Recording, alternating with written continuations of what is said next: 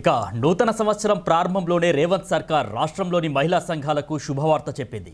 ఇక వారి కోసం మరో కొత్త పథకం అమలు చేసేందుకు ముందుకొచ్చింది. ఈ పథకం ద్వారా మహిళా సంఘాల సభ్యులు ప్రతి నెల ఆదాయం పొందేందుకు అవకాశం లభించనుంది. ఈ పథకంలో భాగంగా సర్కార్ దాదాపు 70% సబ్సిడీ ఇవ్వనున్నట్టు తెలుస్తోంది. ఇంతకీ పథకం ఏంటంటే మహిళా సంఘాల కోసం ఇందిరా డైరీ ప్రాజెక్టును ప్రారంభించబోతున్నారు. రాష్ట్రంలో మహిళా సాధికారతను పెంచడానికి, వారి ఆదాయాన్ని వృద్ధి చేయడానికి, పాడి పరిశ్రమను అభివృద్ధి చేయడానికి గాను రేవంత్ సర్కార్ ఈ ప్రాజెక్ట్ను అయితే ప్రారంభించింది.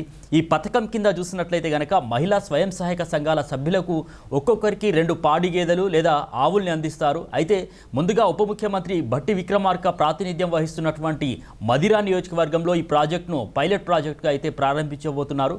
ప్రస్తుతం రాష్ట్రంలో ఉన్నటువంటి కొడంగల్ వంటి ఇతర ప్రాంతాలకు విస్తరించాలని ప్రభుత్వం ప్రణాళికలు అయితే సిద్ధం చేస్తున్నట్లుగా తెలుస్తూ ఉంది. తెలంగాణ రాష్ట్రంలో పాల కొరత తీవ్రంగా ఉన్నటువంటి విషయం మనందరికీ తెలిసిందే.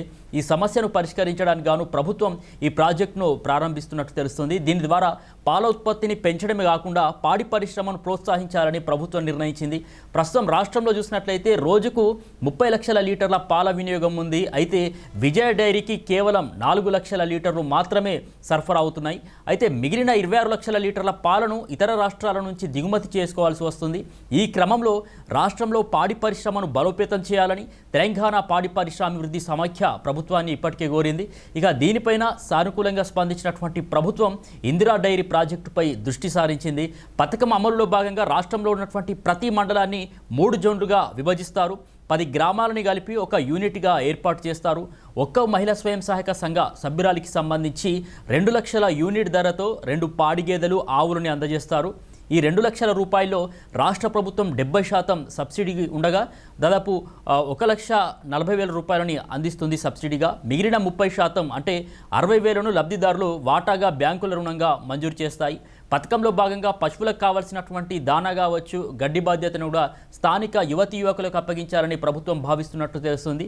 దీనివల్ల వారికి ఉపాధి కల్పించినట్లు అవుతుంది కూడా ప్రభుత్వం భావిస్తుంది. పశువుల రవాణా కోసం ప్రభుత్వమే ట్రాలీ ఆటోలను ఏర్పాటు చేయబోతుంది.